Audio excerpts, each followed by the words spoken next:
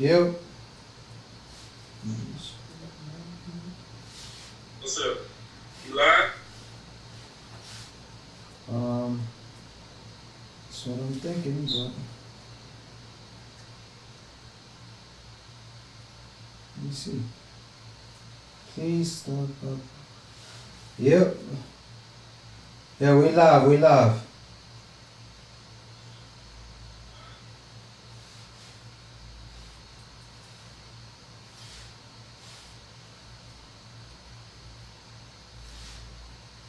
Alright, so we are live. Sorry for the difficulty. Got Professor Nam in the house. Hold on. How y'all doing, ladies and gentlemen? It's just like Errol Spence, we back on the map. I mean, obviously Professor Nim is missing. However, the Lion, Charlo, is taking his place since he knocked out Tony Harrison in a war. So shout out to both Tony Harrison and congratulations to Charlo. So I got Professor Nim, on the line. It's a pleasure to have him here. Obviously Professor Nim, he got 14-year experience, 2 Golden Glove champion, and we can't ignore the fact that he has a PhD degree. So I'm getting my stuff together right now. I gotta call him because, we have him on. I think I could talk to him. I think Professor Nim. How you doing, Professor Nim? Can you hear us? What's going on? Can you hear me? Yeah, I hear you perfectly. I just gotta check on the live to make sure they could hear us right now. Yeah, our producer, he ain't here right now. Actually, we had difficulties going live, and I think we got everything together right now. So, Professor Nim, I'm gonna call you from the other phone so I could speak to you directly. Okay, but that's like low. It's only. Huh? Yeah, I'm calling you from the other phone. So go ahead and pick up the other phone. Let me see if I could hear you.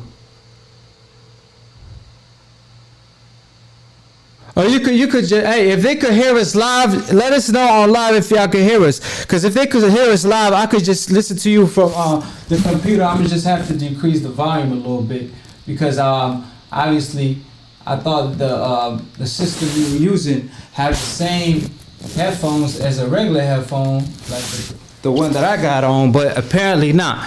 They got different headphones, so we'll take care of that next week. However, Professor Nim, are you there? Can you hear me? Yep. So, like I said, we're going to talk about it. So, how y'all doing, ladies and gentlemen? Y'all know we wanted to be here, but there's some obstacles. But guess what? Just like Errol Spence, we're going to keep pushing forward. So, shout out to Errol Spence. It's good to see the brother back. My man back on. He invested in himself. That means he black on. Y'all already know what time it is. Charlo, he knocked out Tony Harrison in an impressive KO where the referee stepped in too early. The same referee that gave Fury all the time in the world. However, you got to give Charlo his credit. I mean, Tony was badly hurt. I'm not saying it will have changed the outcome, but sometimes you do got to let a champion and a warrior like Tony Harrison go out either on his shield or with a bang or on his back because he wants that respect. However, he earned my respect because the way he fought Charlo, I mean, he was pushing forward.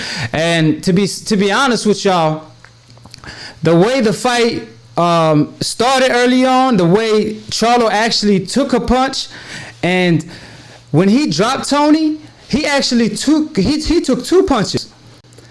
However, he got a jaw of a lion. He walked through that and landed his own hook because obviously if he got hit with the right hand, guess what? His right hand ain't at home.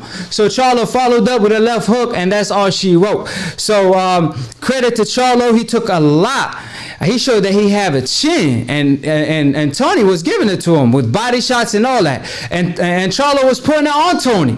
It was just a war. However, Charlo, in my opinion, was a little wild early on. then he kind of started selecting his punches, because Tony, to his credit, he was blocking punches pretty well. He's a pretty good boxer and a great fighter, period, to be honest with y'all. The only issue with Tony that he kind of gasses out toward the later rounds, and that's when Charlo took over. And actually it was his trainer Derek James that was telling him, hey, you're going to have to step it up after the 9th round. And that's what Charlo did. He placed that left hook perfectly in the 11th round and knocked out my man Tony Harrison after he dropped him multiple times. And it was just beautiful the way he was landing them uppercuts. It reminded me of Gervonta Tank Davis one time, but to do it against a Tony, you know what I mean? So, shout out to both of them. Tony showed that he had heart and he pushed for the pace, and he actually didn't even box. He pressed the action. And surprisingly, he was doing pretty well. Like I said, Charlo, man, he walked through a lot of body shots. That man was in shape. That man was a hungry lion, and you don't starve the lion. And obviously, Tony ended up being the prey at the end of the day. So, Professor Nim, so speak of the whole subject, how you see the fight playing out. I know you picked Charlo by a late knockout, but you did say that, Tony was kind of getting to his head. So how you feel about the whole situation? Well, I think I'm going to change my name to Professor Damas, because I think that I didn't predict the last few of them. But one thing I will say, I think Tony is easily the better boxer and even technician in there.